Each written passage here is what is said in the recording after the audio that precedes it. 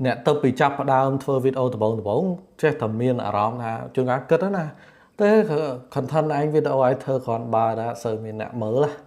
chẳng ở đó mùi nắng thưa ai tao này bọn bạn từ một rồi có chẳng thơ video ấy chẳng ta hay mình ở đó tha hay mình ở đó là coi gì này ai được có thọt video nó mình ở đó sờ mà chẳng nè chẳng khi em kết hà ở đó bài ní chưa hà nè để chập đáo chụp chán hay khi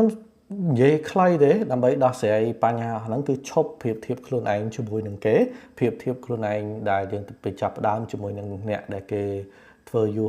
ហើយដូចខ្ញុំអញ្ចឹងខ្ញុំធ្វើវីដេអូខ្ញុំធ្វើ content ហ្នឹងវាចូលចង់8ឆ្នាំហើយប៉ុន្តែខ្ញុំអត់ប្រៀបធៀបទេបើសិនជាត្រឹមមកចង់បាន view ខ្ញុំរកបាន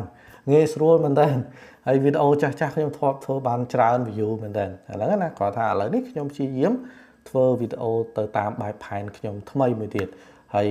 ដូចនៅស្ថាប័ននៅក្រុមហ៊ុនខ្ញុំធ្វើការអញ្ចឹងខ្ញុំមានរបៀបធ្វើវីដេអូដែលមកបែបទៀតអីចឹងទៅហើយ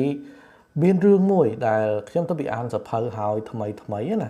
គេសភៅហ្នឹងនិយាយពីលុយនិយាយពីរឿងលុយកាក់និយាយពីរឿង finance ឯ psychology of money របស់ Morgan Housel ដែលគាត់និយាយថាមនុស្សយើងចាប់អារម្មណ៍លើរឿងអវិជ្ជមានខ្លាំងជាងលើរឿងវិជ្ជមានឧទាហរណ៍ដូចបើគេនិយាយពីសេដ្ឋកិច្ចអីចឹងព័ត៌មានសេដ្ឋកិច្ចបើគេផ្សាយថាប្រទេសហ្នឹងវាអភិវឌ្ឍវារីកចម្រើនប្រហែលជាទាំងអស់គ្នាសូវចង់ស្ដាប់មកណែប៉ុន្តែបើសិនជាគេនិយាយរឿងថា